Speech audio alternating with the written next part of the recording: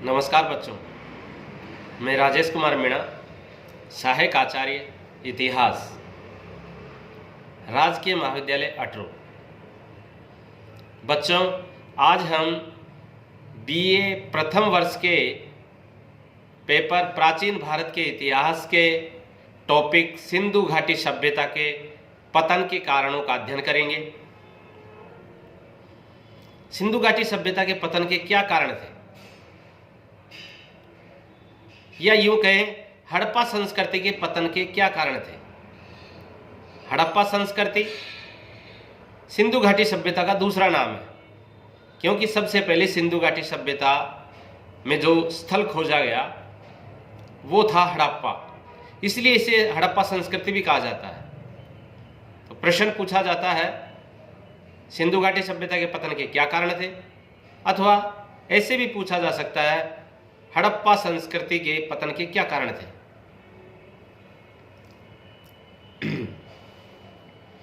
हड़प्पा संस्कृति के पतन के कई कारण थे, जिन्हें पहला कारण है जलवायु परिवर्तन। डॉक्टर राजबली पांडे का कथन है कि सिंधु घाटी के क्रांतिकारी जलवायु परिवर्तन और सिंधु नदी के मार्ग बदलने से इस सभ्यता के समाप्त होने का संकेत मिलता है। प्रारंभ में सिंधु प्रदेश हरे भरे मैदानों, सघन वनों और नदियों से परिपूर्ण था, परंतु कालांतर में जलवायु शुष्क होती चली गई, जिससे पृथ्वी की हरियाली तथा वनों का सफाया हो गया और मरुभूमि का विस्तार होने लगा। इस प्रकार जलवायु परिवर्तन से यह सभ्यता पतन की ओर चली गई। दूसरा जो कारण है वो है शुष्क पर्यावरण होना। कुछ स्थानों पर आर्द्रता की कमी हुई तथा भूमि की शुष्कता के कारण भी हड़प्पा सभ्यता का अंत हुआ। सरस्वती नदी के सूखने के कारण इस क्षेत्र में रेगिस्तान का प्रसार हुआ और वहां के निवासी दूसरे स्थानों पर चले गए। विद्वानों के अनुसार 3000 से 1800 ईस्वी पूर्व तक राजस्थान प्रदेश में काफ़ी आर्द्रता व हरियाली थी, परंतु इसके बाद वहां शुष्क जलवायु का प्रभाव बढ़ गया और यह सभ्यता नष्ट होने लगी। तीसरा कारण है जल प्लावन एवं भूकंप। Martial, MR. साहनी इत्यादि विद्वानों का मत है कि सिंधु सभ्यता के विनाश का प्रमुख कारण जल प्लावन यानी बाढ़ अथवा शक्तिशाली भूकंप रहा है। चौथा कारण है नदियों का मार्ग परिवर्तन। घग्गर और उसकी सहायक नदियों का दिशा परिवर्तन इस क्षेत्र की संस्कृति के अंत का प्रमुख कारण है। निश्चय ही नदियों के मार्ग परिवर्तन के कारण बस्तियों में पीने और सिंचाई के जल का अभाव हो गया, और यही जो कारण है इसके पतन का सबसे प्रमुख कारण माना जाता है। सिंधु घाटी सभ्यता के पतन के कारणों में इस मत का समर्थन माधव स्वरूप वत्स ने भी किया है।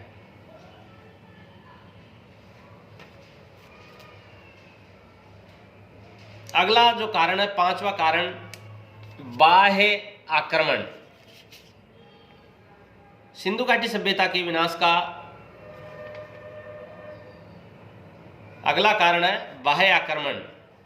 हड़प्पाई नगरों के पतन के संबंध में लंबे समय तक ये माना जाता रहा है कि उनके पतन का जो तात्कालिक कारण आर्य गणों का आक्रमण था। आर्य गण थे, उन्होंने आक्रमण किया, लेकिन हड़प्पाई सभ्यता के लोग शांति प्रिय थे और वो निरंतर इन आक्रमणों से परेशान होकर दक्षिण भारत की ओर चले गए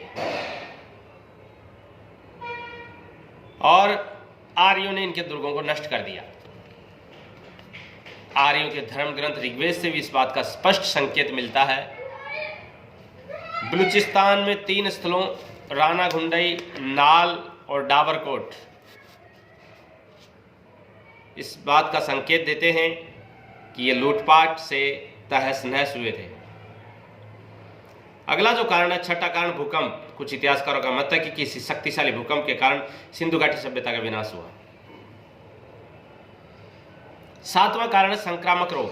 कुछ विद्वानों का विचार है कि सिंधु सभ्यता का विनाश मलेरिया अथवा किसी अन्य संक्रामक रोग के कारण, मलेरिया जैसी बीमारी के कारण या किसी दूसरे संक्रामक रोग के कारण इस सभ्यता का विनाश हुआ।